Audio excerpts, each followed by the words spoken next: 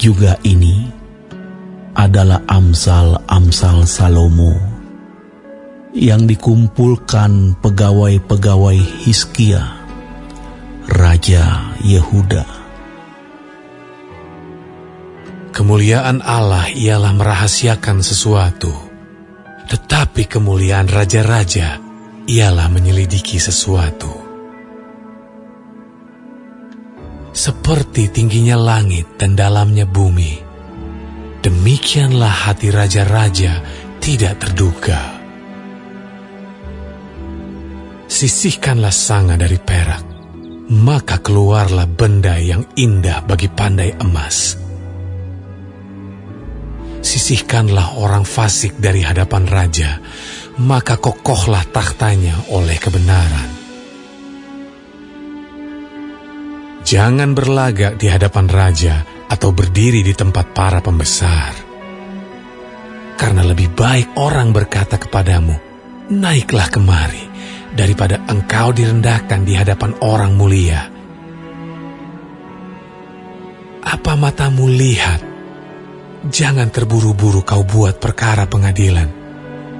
Karena pada akhirnya, apa yang engkau dapat lakukan kalau sesamamu telah mempermalukan engkau?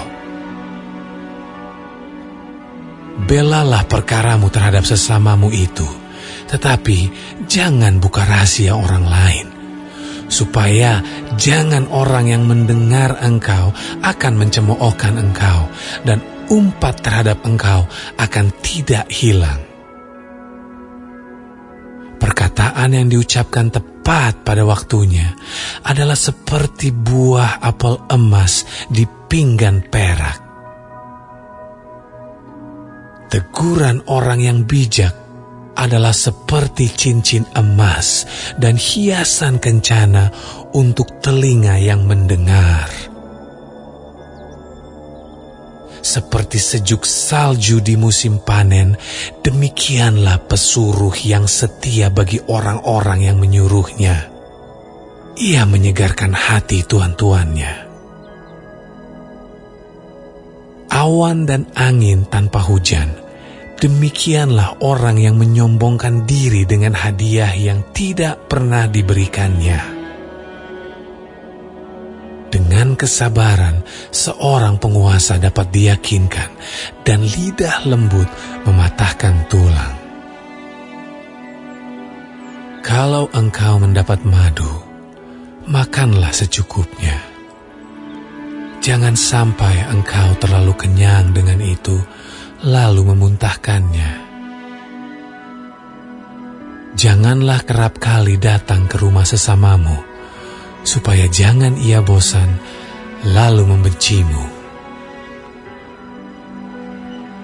Orang yang bersaksi dusta terhadap sesamanya adalah seperti gada, atau pedang, atau panah yang tajam. Kepercayaan kepada pengkhianat di masa kesesakan adalah seperti gigi yang rapuh dan kaki yang goyah. Orang yang menyanyikan nyanyian untuk hati yang sedih adalah seperti orang yang menanggalkan baju di musim dingin, dan seperti cuka pada luka. Jikalau seterumu lapar, berilah dia makan roti, dan jikalau ia dahaga, berilah dia minum air. Karena engkau akan menimbun bara api di atas kepalanya, dan Tuhan akan membalas itu kepadamu. Angin utara membawa hujan, bicara secara rahasia muka marah. Lebih baik tinggal pada sudut sotoh rumah daripada diam serumah dengan perempuan yang suka bertengkar. Seperti air sejuk bagi jiwa yang dahaga, demikianlah kabar baik dari negeri yang jauh. Seperti mata air yang keruh dan sumber yang kotor, demikianlah orang benar yang khawatir di hadapan orang fasik. Tidaklah baik makan banyak madu. Sebab itu biarlah jarang kata-kata pujianmu. Orang yang tak dapat mengendalikan diri adalah seperti kota yang roboh temboknya.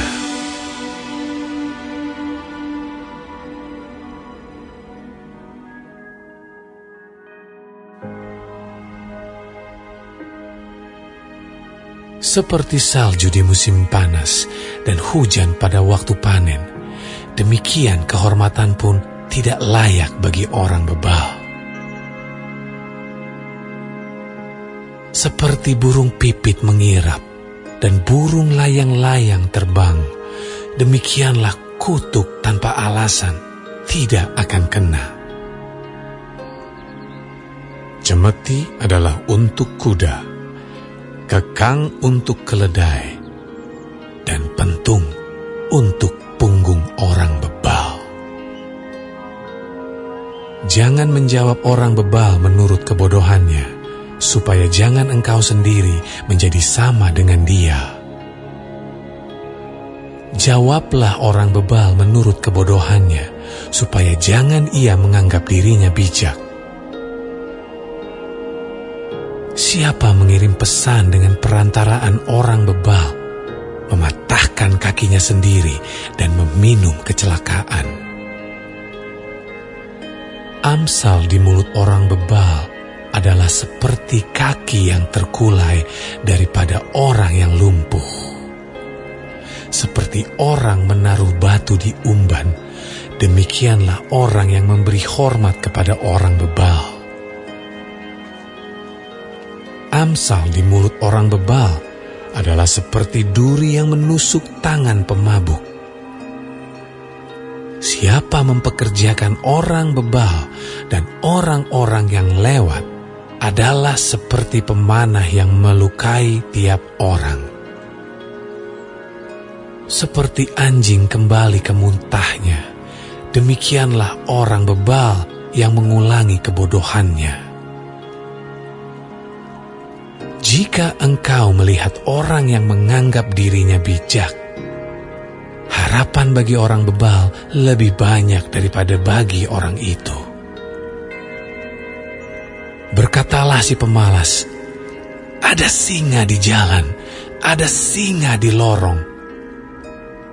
Seperti pintu berputar pada engselnya, demikianlah si pemalas di tempat tidurnya. Si pemalas mencelupkan tangannya ke dalam pinggan, tetapi ia terlalu lelah untuk mengembalikannya ke mulutnya.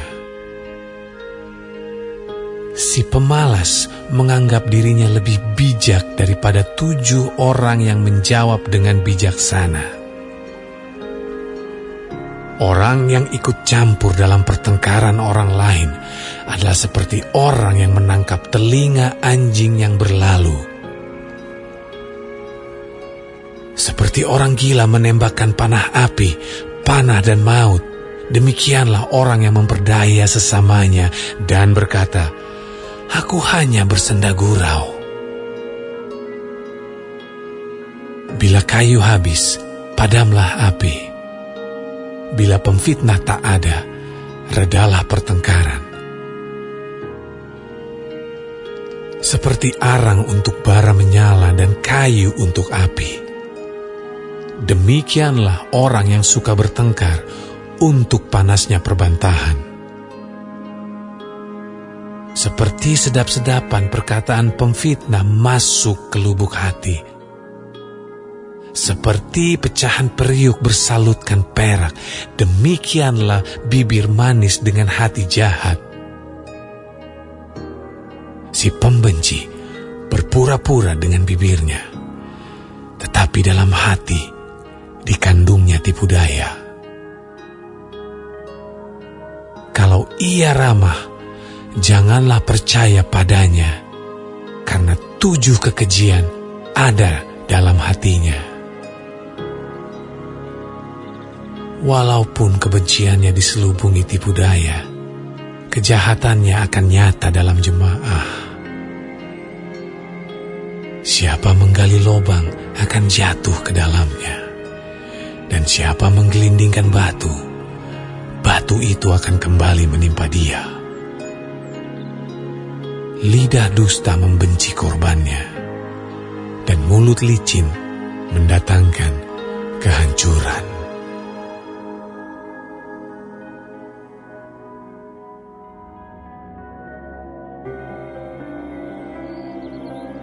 Janganlah memuji diri karena esok hari, karena engkau tidak tahu apa yang akan terjadi hari itu. Biarlah orang lain memuji engkau dan bukan mulutmu, orang yang tidak kau kenal dan bukan bibirmu sendiri. Batu adalah berat, dan pasir pun ada beratnya. Tetapi lebih berat dari kedua-duanya adalah sakit hati terhadap orang bodoh. Panas hati kejam dan murka melanda, tetapi siapa dapat tahan terhadap cemburu? Lebih baik teguran yang nyata-nyata daripada kasih yang tersembunyi. Seorang kawan memukul dengan maksud baik, tetapi seorang lawan mencium secara berlimpah-limpah. Orang yang kenyang menginjak-injak madu, tetapi bagi orang yang lapar, segala yang pahit dirasakan manis. Seperti burung yang lari dari sarangnya, demikianlah orang yang lari dari kediamannya. Minyak dan wangi-wangian menyukakan hati, tetapi penderitaan merobek jiwa. Jangan kau tinggalkan temanmu dan teman ayahmu. Jangan datang di rumah saudaramu pada waktu engkau malang. Lebih baik tetangga yang dekat daripada saudara yang jauh. Anakku, hendaklah engkau bijak. Sukakanlah hatiku, supaya aku dapat menjawab orang yang mencela aku. Kalau orang bijak melihat malapetaka, bersembunyilah ia. Tetapi orang yang tak berpengalaman berjalan terus, lalu kena celaka. Ambillah pakaian orang yang menanggung orang lain, dan tahanlah dia sebagai sandera ganti orang asing. Siapa pagi-pagi sekali memberi selamat dengan suara nyaring, hal itu akan dianggap sebagai kutuk baginya. Seorang istri yang suka bertengkar serupa dengan tiris yang tidak henti-hentinya menitik pada waktu hujan. Siapa menahannya menahan angin, dan tangan kanannya menggenggam minyak. Besi menajamkan besi, orang menajamkan sesamanya. Siapa memelihara pohon ara akan memakan buahnya, dan siapa menjaga tuannya akan dihormati.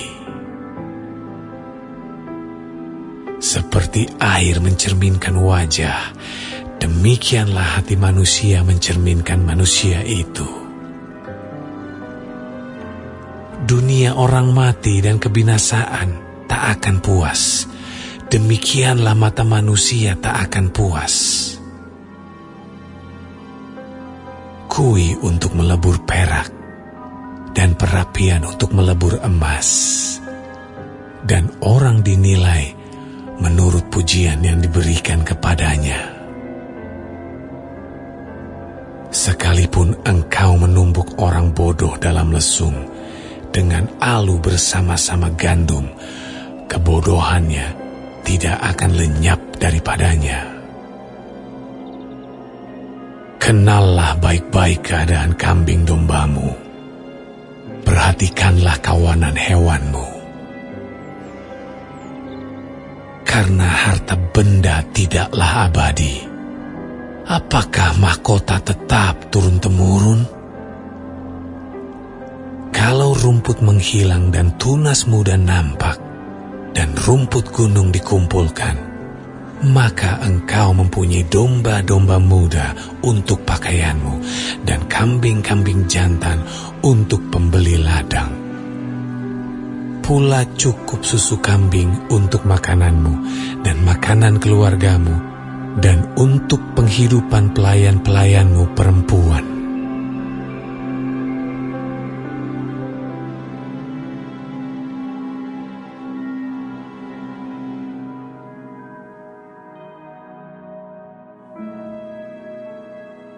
Kita yang kuat wajib menanggung kelemahan orang yang tidak kuat. Dan jangan kita mencari kesenangan kita sendiri. Setiap orang di antara kita harus mencari kesenangan sesama kita demi kebaikannya untuk membangunnya. Karena Kristus juga tidak mencari kesenangannya sendiri. Tetapi seperti ada tertulis, kata-kata cercaan mereka yang mencerca engkau telah mengenai aku. Sebab segala sesuatu yang ditulis dahulu telah ditulis untuk menjadi pelajaran bagi kita, supaya kita teguh berpegang pada pengharapan oleh ketekunan dan penghiburan dari kitab suci. Semoga Allah yang adalah sumber ketekunan dan penghiburan mengaruniakan kerukunan kepada kamu sesuai dengan kehendak Kristus Yesus, sehingga dengan satu hati dan satu suara kamu memuliakan Allah dan Bapa Tuhan kita, Yesus Kristus. Sebab itu, terimalah satu akan yang lain, sama seperti Kristus juga telah menerima kita untuk kemuliaan Allah. Yang aku maksudkan ialah bahwa oleh karena kebenaran Allah, Kristus telah menjadi pelayan orang-orang bersunat untuk mengokohkan janji yang telah diberikannya kepada nenek moyang kita, dan untuk memungkinkan bangsa-bangsa supaya mereka memuliakan Allah karena rahmat-Nya. Seperti ada tertulis, sebab itu aku akan memuliakan engkau di antara bangsa-bangsa dan menyanyikan mazmur bagi namamu. Dan selanjutnya, bersukacitalah, hai bangsa-bangsa, dengan umat-Nya. Dan lagi, pujilah Tuhan, hai kamu semua bangsa-bangsa, dan biarlah segala suku bangsa memuji Dia. Dan selanjutnya kata Yesaya, Taruk dari pangkal Isai akan terbit, dan Ia akan bangkit untuk memerintah bangsa-bangsa, dan kepadanya lah bangsa-bangsa akan menaruh harapan. Semoga Allah, sumber pengharapan, memenuhi kamu dengan segala sukacita dan damai sejahtera dalam iman kamu, supaya oleh kekuatan Roh Kudus kamu berlimpah-limpah dalam pengharapan. Saudara-saudaraku, aku sendiri memang yakin tentang kamu, bahwa kamu juga telah penuh dengan kebaikan dan dengan segala pengetahuan, dan sanggup untuk saling menasihati. Namun, karena kasih karunia yang telah dianugerahkan Allah kepadaku, aku di sana-sini dengan agak berani telah menulis kepadamu untuk mengingatkan kamu, yaitu bahwa aku boleh menjadi pelayan Kristus Yesus bagi bangsa-bangsa bukan Yahudi dalam pelayanan pemberitaan Injil Allah, supaya bangsa-bangsa bukan Yahudi dapat diterima oleh Allah sebagai persembahan yang berkenan kepadanya, yang disucikan oleh Roh Kudus. Jadi dalam Kristus, aku boleh bermegah tentang pelayananku bagi Allah. Sebab aku tidak akan berani berkata-kata tentang sesuatu yang lain, kecuali tentang apa yang telah dikerjakan Kristus olehku, yaitu untuk memimpin bangsa-bangsa lain kepada ketaatan oleh perkataan dan perbuatan, oleh kuasa tanda-tanda dan mujizat-mujizat, dan oleh kuasa roh.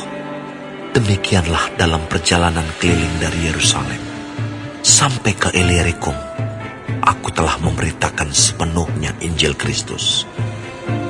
Dan dalam pemberitaan itu, aku menganggap sebagai kehormatanku bahwa aku tidak melakukan di tempat-tempat di mana nama Kristus telah dikenal orang, supaya aku jangan membangun di atas dasar yang telah diletakkan orang lain. Tetapi sesuai dengan yang ada tertulis, mereka yang belum pernah menerima tentang Dia akan melihat Dia, dan mereka yang tidak pernah mendengarnya akan mengertinya. Itulah sebabnya aku selalu terhalang untuk mengunjungi kamu.